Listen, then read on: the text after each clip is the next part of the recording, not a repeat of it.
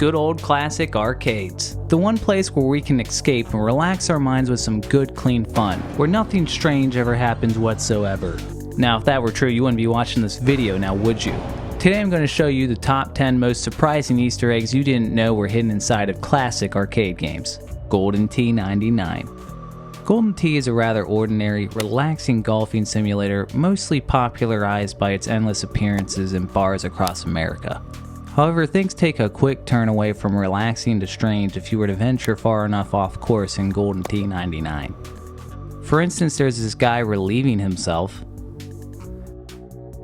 There's Bigfoot just standing there.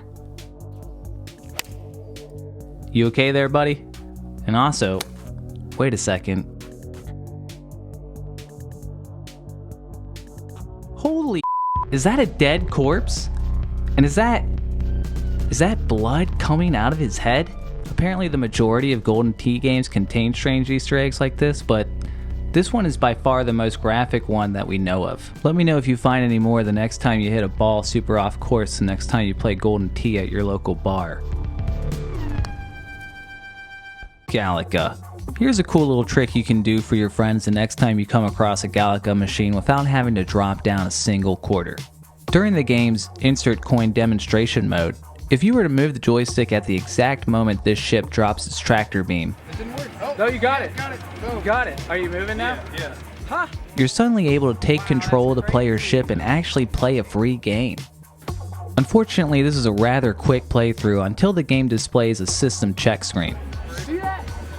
Well, that's certainly a roundabout way to check system status. GTI Club Rally Côte d'Azur. Now I really have no explanation for this one.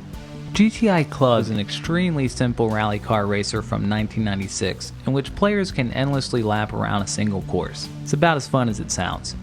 But if you hold a series of elaborate button combinations, you get a rather odd payoff. Hold change view while loading in coins. Keep this held and then quickly shift the gear down to the high position and hold it there as well. Then at the same time, add manual automatic to your hold. If you hold these all together all the way until you're supposed to see the cars on the track, you'll instead see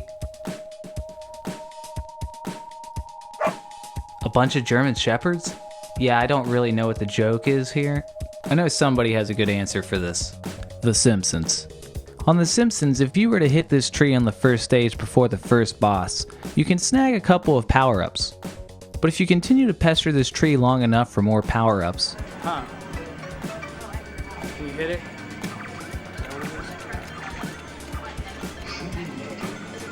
Oh! All gone, beat it. Haha! We got it. Bongo from Matt Groening's original comic strip, Life in Hell, comes out and greets you with this message. Neat. Primal Rage. In a two-player match, if you and another player start kicking one of the worshippers on the ground between one another, a volleyball minigame commences.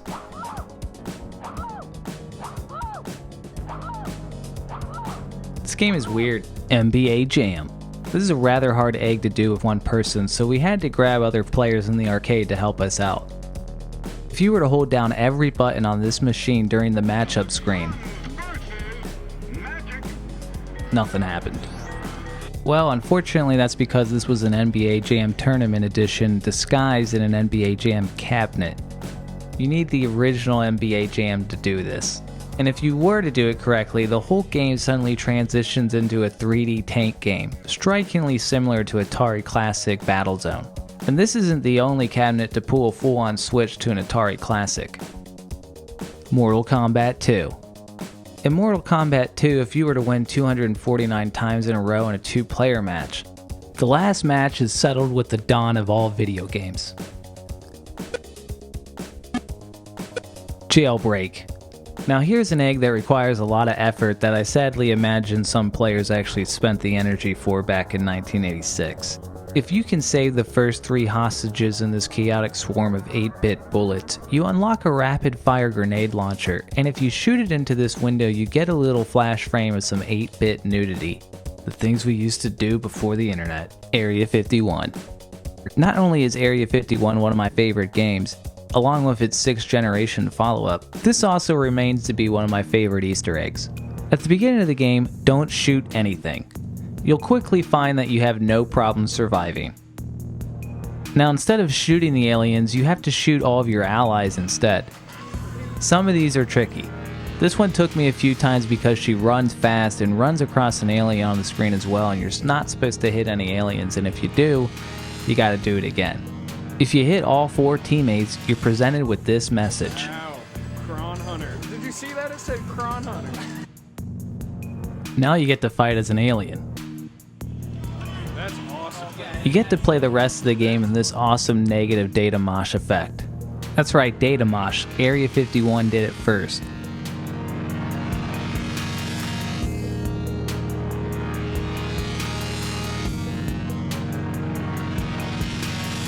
So you may have heard of the Tomb Raider nude code, a rumor that spread through the entire run of the series. Don't you think you've seen enough? In fact, the developer even leaked out a nude code in Tomb Raider 2, but when you triggered it... What a tease. But unbelievably, in an arcade game that can be played in broad daylight, an actual nude code in reference to the Tomb Raider nude code actually exists and works. Guantlet Legends. Now here we are in public trying to do it. Unfortunately, we got it to work, but this is some sort of reduced version of the full egg. Is that it? Is that the partial? I think that's the partial, yeah. Can you choose it? There is a more nude version of this Easter egg that I'm going to show you, but when we did it in public, Valkyrie appeared in her underwear instead of fully nude. Well, she's like... She's more naked, yeah. Apparently the latest updated version of this game has swapped out the nude code with an alternate skimpier outfit. What's she wearing? Same thing. Well, I guess we drove 6 hours for nothing.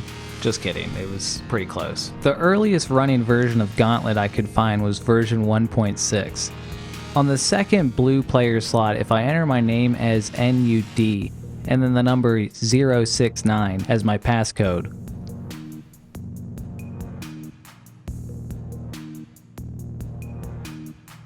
wow. Now, as you can see, this is a much more provocative model. So, on several places on the internet, several people point out that if you enter 169, you get an even nuder model. The code appears to be accepted, but I never received another nude model without the censor bars. Now, this is either just the internet just kind of trolling, or there is indeed a more nude model in an earlier version of the game. You can slightly see on the censored model additional textures underneath, so I sort of believe there may be an earlier version of the Easter egg out there. If anyone with enough will knows of a local Guantlet Legends cabinet near them, there may just be a special Easter egg in store if you can bear all the awkward looks that you may get in public. Hey, if you want to discuss more Easter eggs and unsolved mysteries like these in video games, come join us over on the Discord. We got a great community over there, awesome people. We're finding new Easter eggs, we're talking about cool games, we're sharing cool music. It's an amazing community already and I would love to see you there.